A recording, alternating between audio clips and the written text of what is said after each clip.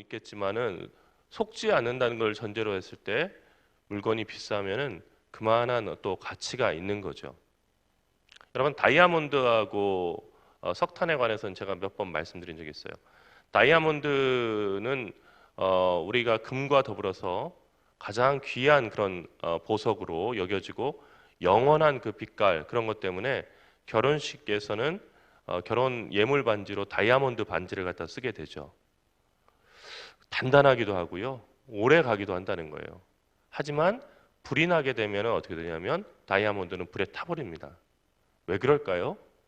다이아몬드하고 석탄은 사실은 극에서 극이죠. 석탄은 만지면 여러분 손에 이렇게 까만 가루도 묻고 그리고 뭐 거의 코에다 대고서 호흡하고 그런다고 한다면 석탄 가루는 정말 여러분들 폐를 다 버릴 수가 있는 거죠. 하지만은 분자 구조만 다르지 그 성분은 같다는 얘기예요. 탄소 아닙니까? 똑같이 탄소예요. 그래서 다이아몬드는 불에 붙는 거죠. 근데 여러분 석탄을 갖다가 집에다 그냥 갖다 놓고서 10년을 기다린다 하더라도 그 석탄이 다이아몬드가 되진 않죠. 어떻게 해야 다이아몬드가 되죠? 엄청난 압력. 그러니까 완전히 막 다 깨어질 정도로 위에서 짓누르는 그 압력을 견뎌내야 되고요. 뜨거운 열을 갖다가 견뎌내야 돼요. 그것을 갖다가 한순간 그냥 뭐 한 5초, 6초 이렇게 견뎌냈다고 이렇게 다이아몬드가 되는 것이 아니고 오랜 시간 동안 그 압력과 열을 이겨내면서 분자 구조가 다 틀어져 버리고요. 그리고서 완전히 다른 영롱한 빛깔의 그 다이아몬드가 되는 거예요. 물론 다이아몬드로 변했다고 해서 금방 반짝거리는 것도 아니죠. 우리가 아는 다이아몬드가 되려고 하면 어떻게 되냐면 다이아몬드 원석을 갖다가 다시 깨는 아픔을 느껴야 돼요. 그러니까 이게 사람들 입장에서는 다이아몬드 세공이라고 하지만 다이아몬드 입장에서 어떤 거예요? 자기 살이 깎여나가는 그런 아픔을 겪는 거예요. 그러니까 우리가 바라보는 다이아몬드라고 하는 것은 어떤 거냐면요. 오랫동안 열과 압력도 견뎠고 그래서 겨우 이제 다이아몬드가 됐다고 생각했을 때 인간에게 발견돼서 깎이고 그리고 정말로 작아지는 그 아픔을 겪은 그런 그 뒤에 그렇게 귀한 대접을 받는 보석이라는 거예요. 그래서 다이아몬드는 여러분 앞서서 얘기한 석탄이 주먹만한 그 석탄이라고 하더라도 그거는 사실 몇십 원도 제대로 되지 않지만 그러나 다이아몬드는 여러분들 눈물만한 것이라고 할지라도 눈물만한 것이라도 아주 귀한 대접을 받는 것을 알 수 있죠. 그런 거죠. 그래서 사실은 얼마나 그 고통을 인내하면서 그 고통 속에서 자기를 변화시켜 나가느냐 이것에 따라서 그 대가가 달라진다는 거예요. 여러분들이 이제 오늘 또 예배를 드리고 공부하러 가는데 공부란 건 어떤 걸까요? 제가 이제 그런 걸 본 적이 있어요. 인간의 뇌가 제일 처음에 태어났을 때는요. 어른의 뇌와 다르죠. 크기도 이렇게 많이 달라요. 12살이 되어야 성인의 뇌의 크기가 됩니다. 용량이 그 정도가 돼요. 그러니까 12세 때, 만 12세 때 그 유대교에서 성인식을 한다고 하는 거 상당히 의미가 있는 거예요. 실제로 뇌가 12살 정도가 되면은 성인들의 그 크기만큼 이렇게 돼요. 그러나 성인들의 그 뇌가 활동하는 방식으로 정확하게 되는 데는 상당히 또 시간이 필요합니다.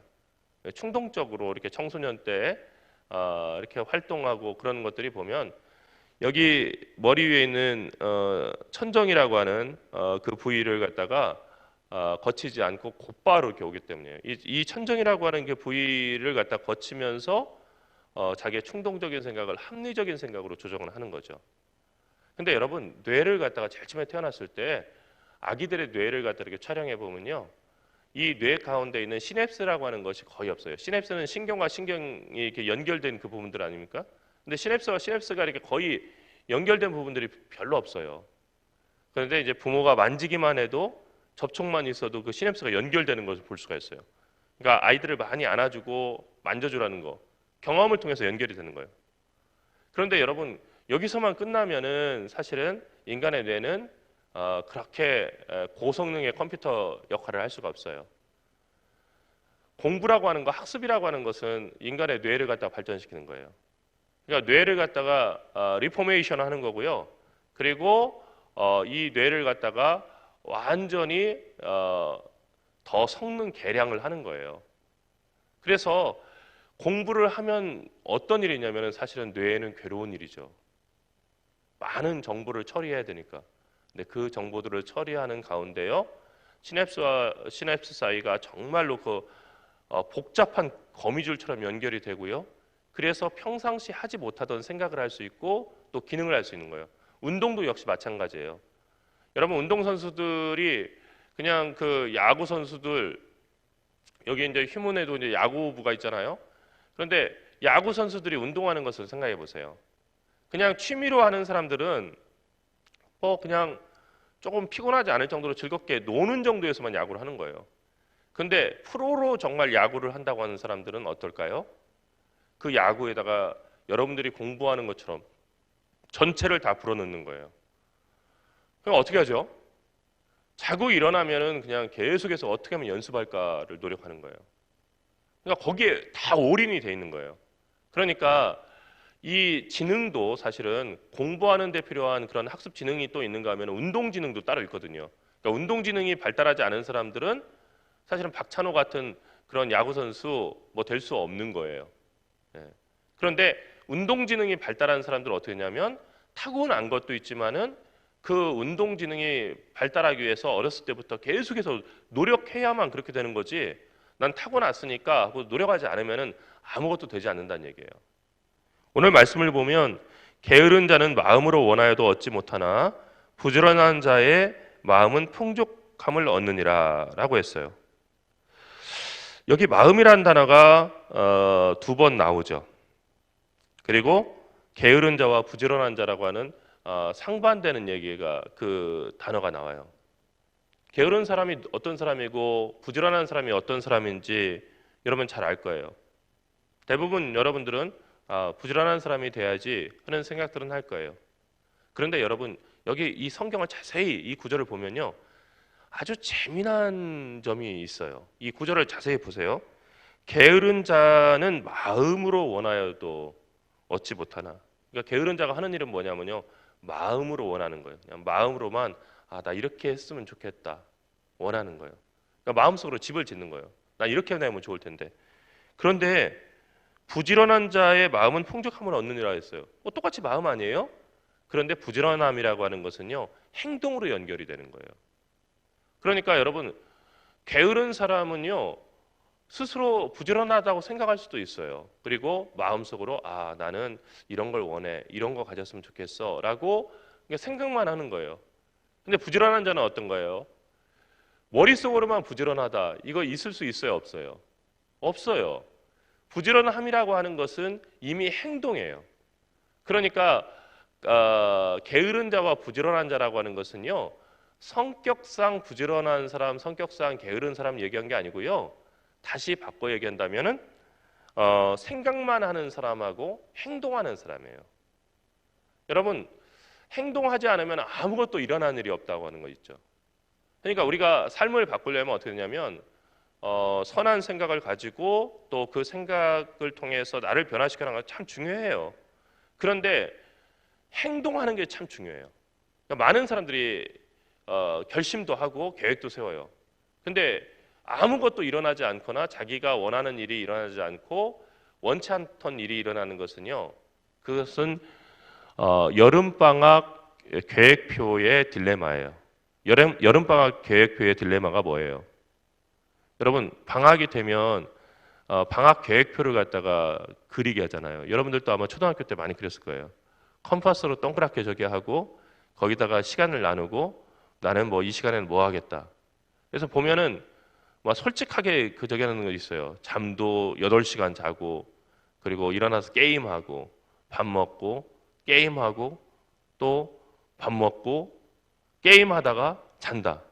나는 이거 그대로 이룰 수 있어. 실천할 수 있어요. 그건 어렵지 않아요.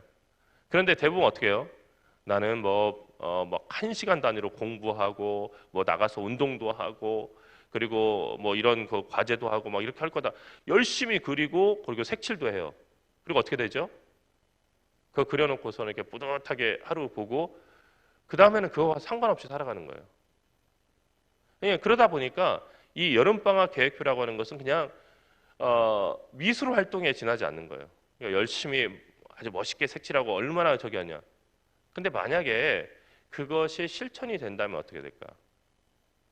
이게 참 이게 딜레마죠. 근데 이제 대부분의 사람들은 아직 어리니까 그것에 대해서 생각하지 못해요. 근데 여러분들은 그 여름방학 계획표를 갖다가 크레파스로 열심히 칠하던 그 시대를 지났어요. 이제 중고등학교가 됐고, 그러면은 이제 훨씬 더 이제는 그보다 나은 그런 삶을 살 수 있을까? 근데 제가 보니까 꼭 그런 것은 아니에요. 어른이 된 다음에도 우리는 계속 생각만 하다가 삶을 마감할 수 있어요. 그래서 인생의 마지막에 내가 이렇게 할 걸, 이렇게 할 걸. 그러니까 성경은요, 우리에게 믿음에 관해서 얘기해줘요. 하나님에 관해서 얘기하고 구원에 관해서 얘기해줘요. 그리고 우리가 어떻게 영생함을 얻을까에 관한 구원의 진리를 갖다가 우리에게 전해줘요. 하지만 성경이요, 이 세상의 삶에 대해서 관심이 없는 건 아니에요. 하나님은 우리가 구원받은 하나님의 백성으로서 이 세상에서도 다르게 살아가기를 원하셔요. 여러분, 여러분들이 지금 학생으로서 하고 있는 공부는 결코 쉬운 일이 아니에요. 왜냐하면은 여러분의 뇌의 그 시냅스 구조를 갖다가 바꾸는 일이잖아요. 이건 대단히 힘든 일이에요. 그런데 그 힘든 과정을 통해서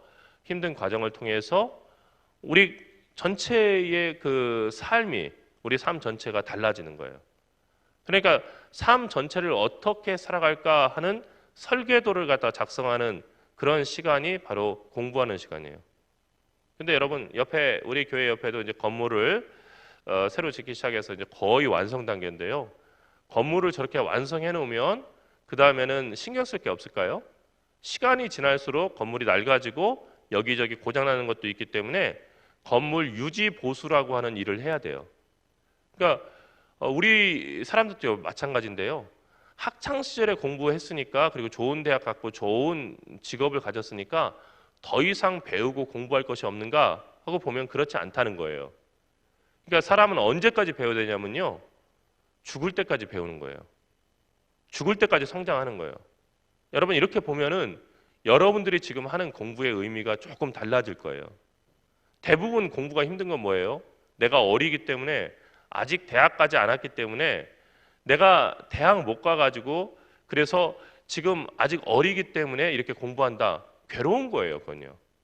근데 여러분, 어차피 평생 할 일이라고 생각하면 어떨까요? 그러면은 이거는요, 지금뿐만이 아니라 내가 계속해서 해야 될 일이기 때문에 정말로 정성을 들여서 해야 될 일이에요. 실제 그래요, 여러분. 취업을 하고 나면 공부 안 할 것 같잖아요. 어느 직장이나 더 성장하기 위해서는 시험 봐야 돼요. 시험 봐야 돼요. 시험을 봐야 되고요. 또 공부해야 되고요. 또 성장해야 돼요. 그렇지 않으면은 피터 드러커가 얘기했던 것처럼요. 피터 드러커가 얘기했던 것처럼 기업형 인간. 그러니까 회사에만 들어가면 나는 그 회사가 다 나를 보호해 주겠지. 어떤 조직이 나를 지켜 주겠지라고 생각하는 사람들은 이미 종말을 다 맞이한 거예요. 그러니까 항상 내가 성장하고 발전하지 않으면은 어떤 조직에 있다 하더라도 그 조직이 나를 지켜주지 못한다는 거예요. 그렇다면 어떻게 될까요? 우리는 평생 성장한다는 마음을 가지고 배우고 익히는데 우리가 최선을 다해야 돼요. 여러분, 오늘 말씀을 기억하세요. 믿음이라고 하는 것은 결코 게으름과 같이 연결될 수 없어요. 믿음은 부지런함과 연결되는 거예요. 예수님께서 열 처녀의 비유를 말씀하시면서 신랑이 오는 것을 기다리는 들러리 10명의 처녀들. 그래서 신랑이 신부집에 올 때 신랑을 정말 왕처럼 이렇게 환영하면서 그 신랑을 신부가 있는 데까지 안내하는 10명의 처녀의 비유를 말씀하셨죠. 그런데 밤이 깊어졌는데 신랑이 오지 않았어요. 그래서 신랑을 기다리다가 10명의 처녀가 전부 다 잠들었다는 얘기예요. 그런데 신랑이 아주 깊은 밤에 신랑이 온다 하는 그 소리가 들렸고 10명의 처녀가 자리에서 일어나서 그 신랑을 맞이했어요. 근데 신랑을 맞이할 때 정말 유대인들의 하나의 풍습 중에 하나는 뭐냐면 어두운 밤을 비출 수 있는 등불을 들고선 신랑을 맞이해야 되는데 10명의 처녀들 가운데서 5명의 처녀들은요, 여분의 기름을 마련해 뒀다는 거예요. 그래서 신랑이 오는 시간이 늦춰지면서 기름이 다 떨어졌는데 거기다 기름을 다시 부어서 불을 켜고 신랑을 맞이할 수가 있었어요. 그런데 5명의 다른 처녀는요, 똑같이 그 등잔에 기름을 채우고 있었지만은 시간이 길어지면서 그 기름이 다 떨어졌어요. 여분의 기름 없었어요. 갑자기 빌릴 수도 없었어요. 그래서 사실은 그 신랑을 맞이하기 위해서 하루 종일 준비하고 밤늦게 그 불편한 잠을 자면서 기다렸던 건데 정작 신랑을 맞이하는 자리는 갈 수 없었다는 얘기예요. 왜냐하면 등불이 없는 사람은 신랑을 맞이할 수 없기 때문에. 여러분, 예수님께서는 게으름과 또 불신앙이라고 하는 것을 수차례 연결해서 말씀하셨어요. 예수님도 이 세상에 살아갈 때 부지런한 삶의 본을 보여주셨어요. 여러분, 공부하는 건 참 힘든 일이에요.